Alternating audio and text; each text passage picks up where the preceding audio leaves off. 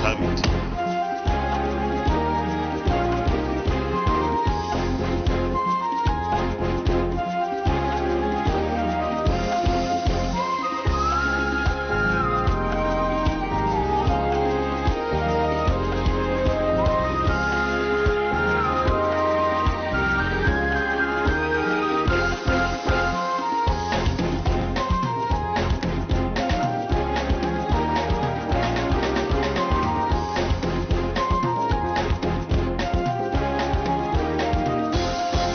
Hello and welcome to the program. I am Dennis Adigunloye. We'll begin at the State House, where Senate President Ahmed Lawan in the week had an interaction with President Muhammadu Buhari. On the agenda were critical national issues as well as bills passed by the National Assembly. The Electoral Act Amendment Bill recently passed by the Senate, which has generated much discourse, particularly the issue of direct primaries, was no doubt a major talking point. Here is the Senate President with highlights of his interaction with Mr. President. I don't think there will be any day that you will have a political issue that everybody will say the same thing about it, that agrees with you without any amendment. So when we have any section of our party disagreeing with something, we should be engaging. That's why we are politicians. I don't think it is right to say that governors have disagreed. Maybe some governors might have said they don't like it this way, but that's normal. So whatever we do in the National Assembly, especially this present National Assembly, this 9th National Assembly, we think deep, we think wide, we consult very broadly before we take any position. So I believe that whatever we send to the executive arm of government, Mr. President, for his assent, these are things that are well thought out, and I believe that the expectation of members of the National Assembly will be that this bill is signed. But this is then again not my own calling; it's for Mr. President to take his decision.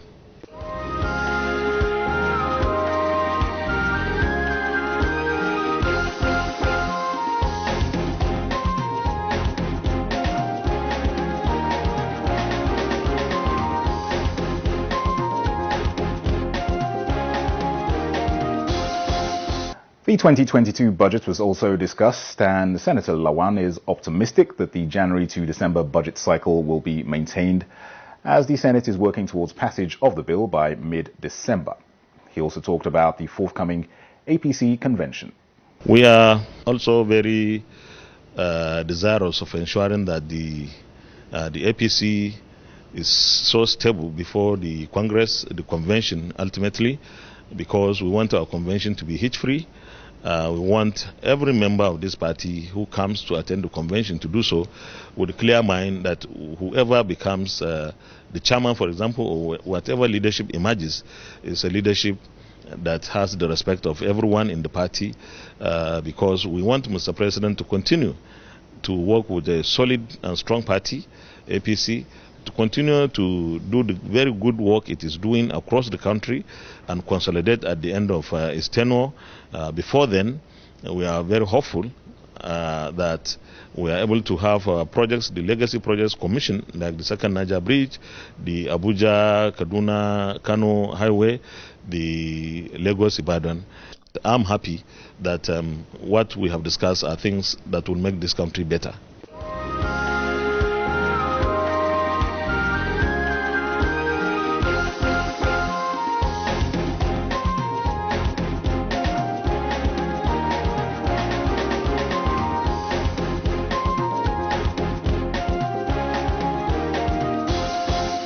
And on security, the Senate President assured of continued support from the legislature to the executive to ensure peace across the country. And to talk more on this issue of direct primaries and electoral matters, as well as other issues relating to legislative work, let's get some more perspectives from some legislators. You see, the whole idea of direct primaries is not something which is strange.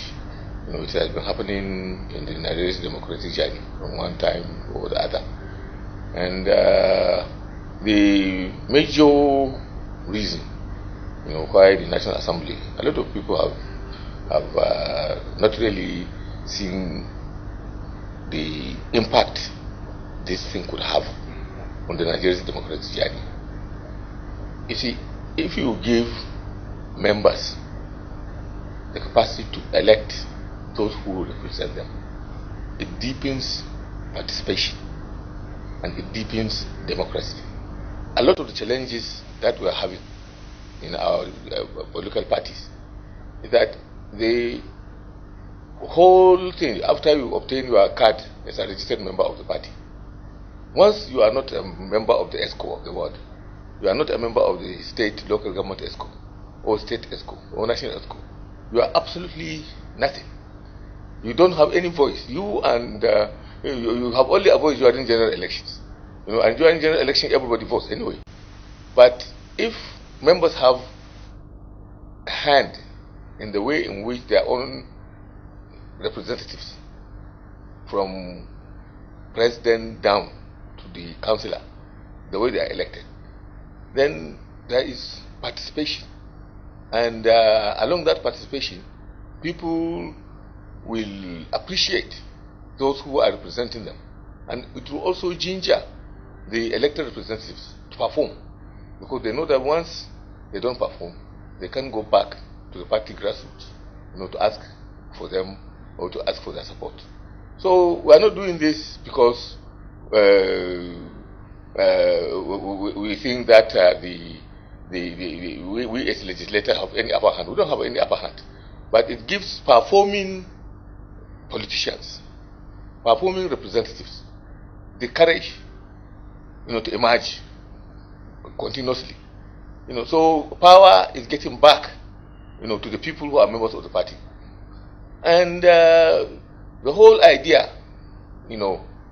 of party funding is very fundamental. If people know that they are participating, they will be willing to pay their own widow's mite, to contribute to the party. Now what is happening is that it's only the state governors or those who have control of the state resources, who own political parties because they fund them. But the members are not included. But once you give members the responsibility of electing their own, you can say that, okay, before you vote, you have to pay your membership card. Pay your membership card, you have to pay your membership fee. And people will pay if they know that they are exercising a democratic right. So the party funding is going to, the parties are not going to be held on the upfront strings of government. They have their own independent sources of revenue. And then it will help democratize, and so all this issue of independent candidature, all these other things will die, will go down, will lie down.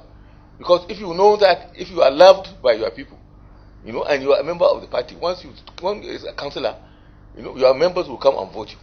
Or you want to stand for local government chairman, your members of your party who are paid up members will come and vote you and support you. Why should you come out as an independent?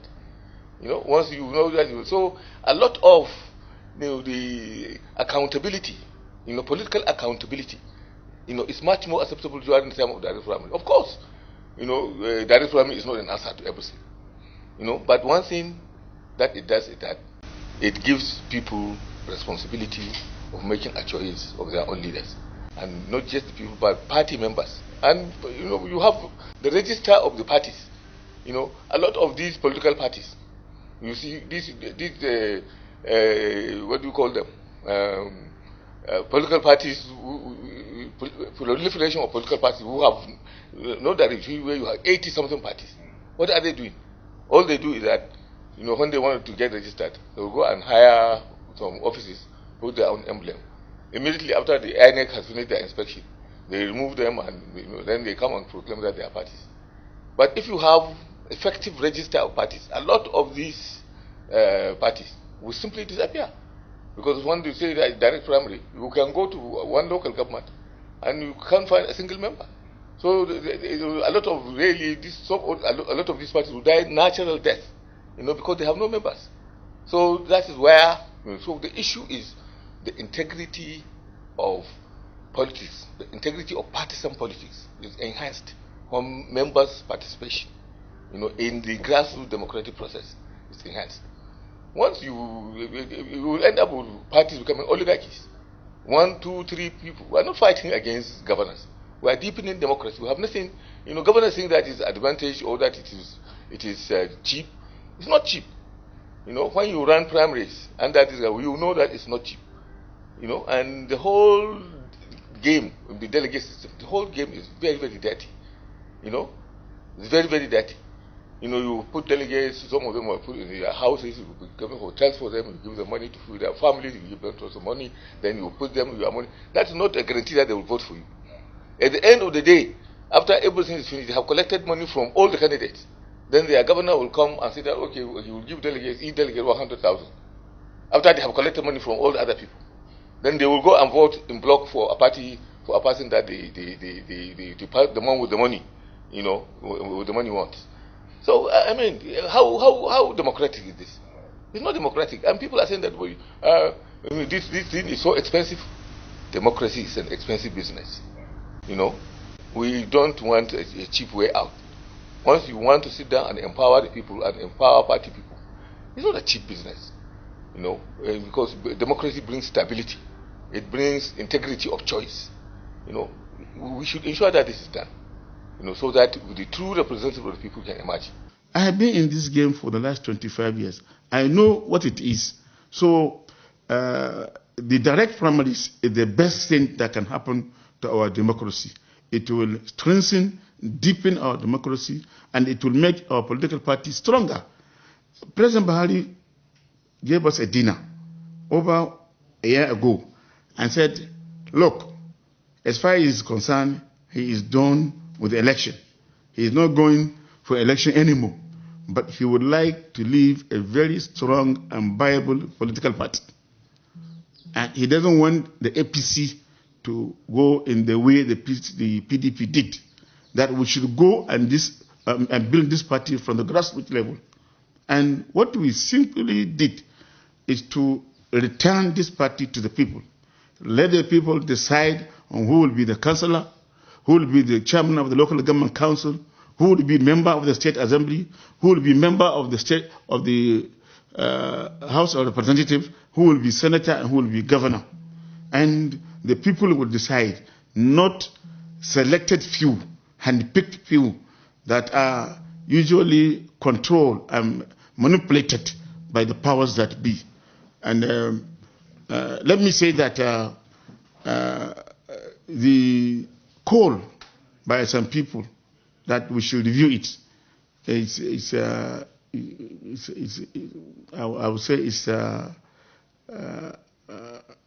time bad, because number one, when this bill was first introduced, there was first reading, there was second reading, third reading, and even after third reading, the difference between what the House passed and what the Senate passed is harmonized through what we call conference committee. And there was even public hearing on this issue. And nobody has come to say, this is what we want. I mean, the present outcry is rather belated, because it should have come during the public hearing when INEC, members of the public, civil society organizations, governors, the executive, or any other interested party should come and say, this is what we want. And when we did this, nobody was against direct primaries. And we said, okay, since nobody's against it, this is what the people want, let's go ahead and do it. So anybody that is against the adoption of direct primaries is against the people of Nigeria. The majority of people are for direct primaries. Those that are against it are people that are manipulating election. There are people that are not capable of winning election. There are people that are anti-democracy, I will say. Without any reservation, I am for direct primaries. I stand for it. I will defend it anywhere. And if we reverse it, the image of the National Assembly will go down in the history of this country. And let me say it without any fear of contradiction, that there has been no decision taken by National Assembly that is as popular as the adoption of direct primaries. The only one I could remember since 1999 to date was when the third term bid was killed in the National Assembly. After that, the adoption of direct primary by the present Ninth Assembly. So our image was initially low when it started, but now it's very high. It is an institutional thing, and nobody should come and damage that image. The National Assembly is an institution. It is an arm of government that should be respected. We have passed this electoral act, and as far as I'm concerned, it is irreversible.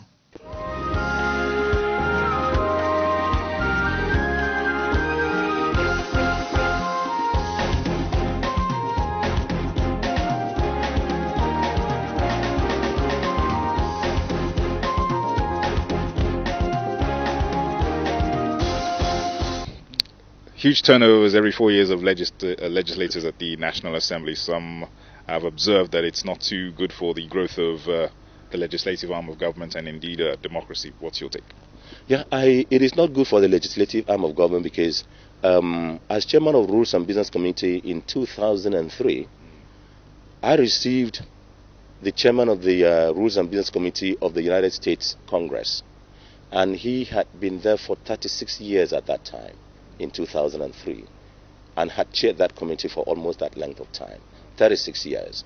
And of course, you can know President Joe Biden, how long he'd been in the Senate, and now he's president of the country. All this is it's good for the experience of the country. It is not, the legislative seat should not be taken as com-chop. It should not be taken as a commissioner's role. It should not be taken as something that you use to settle some persons. It's a matter of intellect, your contributions, what you have to offer. And the legislators themselves have been cowed because they do not act on the legislative interest of the country.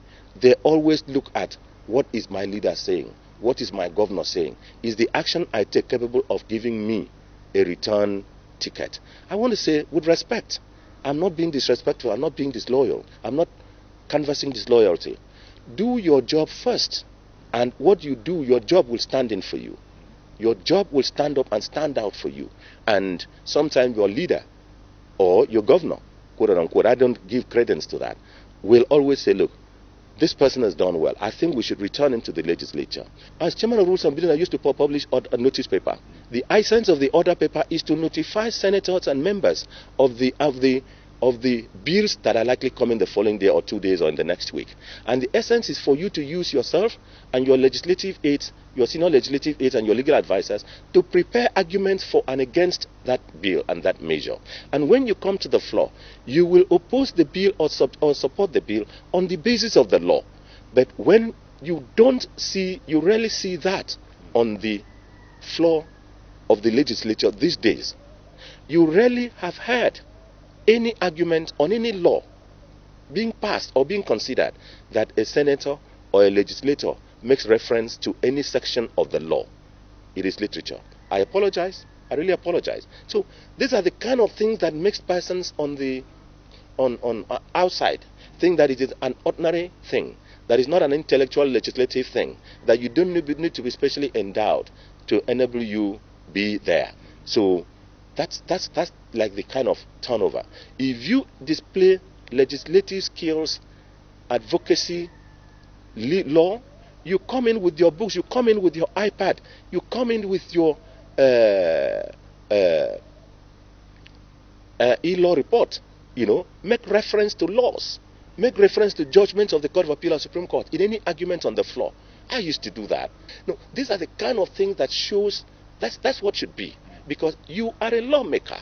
You are not in a debating society. A lawmaking process is a process where you are making laws, either to say yes or no, or this law should exist, or this law you want to bring has already existed. This is the law. This is the title of the law. Or what you want to provide is already in an existing law. This is that law, and this is where it is, and we don't need to make that law, or we need to amend it in that law, or we don't need an originating law. So these are the kind of things that will make members of the public appreciate that this is a quasi-professional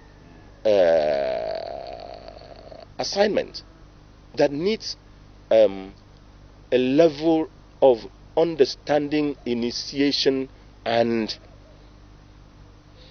an orientation.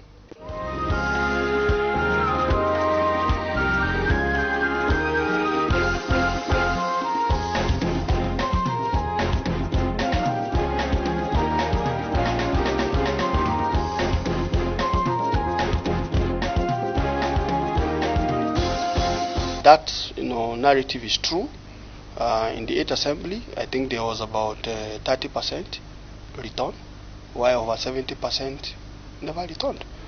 In the this 9th Assembly is about 38% return, with the other 60-something% not returning. So I think this speaks volume, and it's all up to us to begin to educate that the legislature is not a sharing a platform. Is a platform where you allow certain people to learn the art of representation, and the more they remain here, the better at it they are, and invariably the better for the various communities that have stayed the course of allowing somebody to at least remain sufficiently long enough, no matter how long. One day you must part, but at least you should be given that sufficient length of time to be here, to get that ranking. That way you'll be able to have a position of strength that you can contribute and make their own society, and even those you are representing, much better. So it's something I look forward to.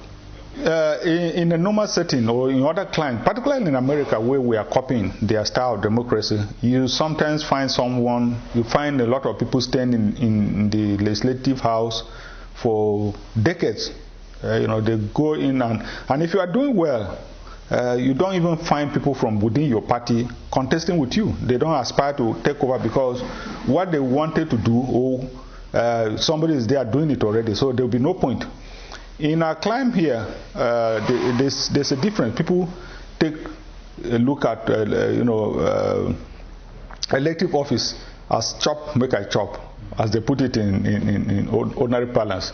Oh, he has had his own turn, it is now our turn to go there and get. So because of that feeling, no matter how well you are doing, people will still want you to get out and give room for them, and so it becomes a problem. Unfortunately, since we are in a democracy, this is not the kind of thing that you legislate. Let somebody go there and stay for such a long time. You have to submit yourself to the electorate.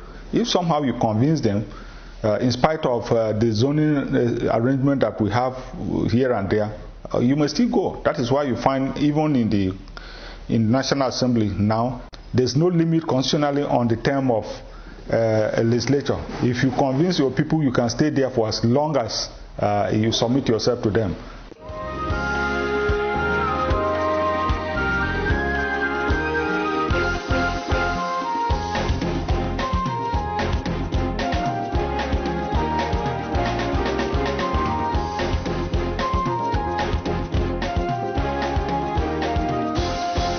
The Senate Chief Whip, Orji Uzor Kalu, has reminded leaders in Nigeria to always remember that the essence and legacy of good leadership is service to the people and not self-indulgence. This was while he hosted a group of student parliamentarians, where he also described the position of Whip in the parliament as that of service to members. He advised the students to imbibe ethics of high moral standards, which will equip them to take up the mantle of leadership in future. If you are wishing to be in politics, you must know you are going in to give service to people, because it's all about service. Forget about what you read in the newspaper. They tell you Senate is share. There's no money share in this Senate. Senate is a house where laws are made. It's also to drive good policies that will be able to turn Nigeria around to be economically viable.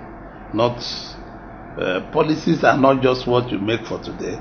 Policies are what you make that will stand the test of time for the people, of the people, and for the society.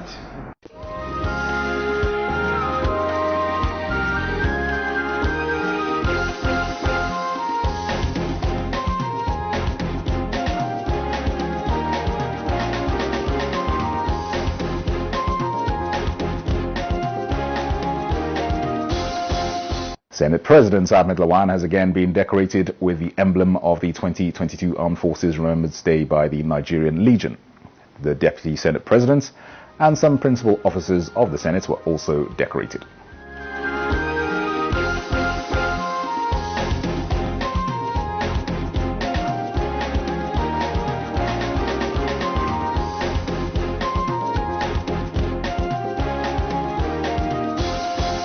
The Nigerian Legion was established since 1964 to see to the welfare of the dependent families of the deceased. The 2022 appropriation, we are going to devote significant resources for armed forces because we believe that with their commitment and the level of dedication and patriotism and loyalty to this country, you can do much more better. And on behalf of my colleagues in the Senate, we are donating 5 million to their office. And I will make a personal donation of 500,000.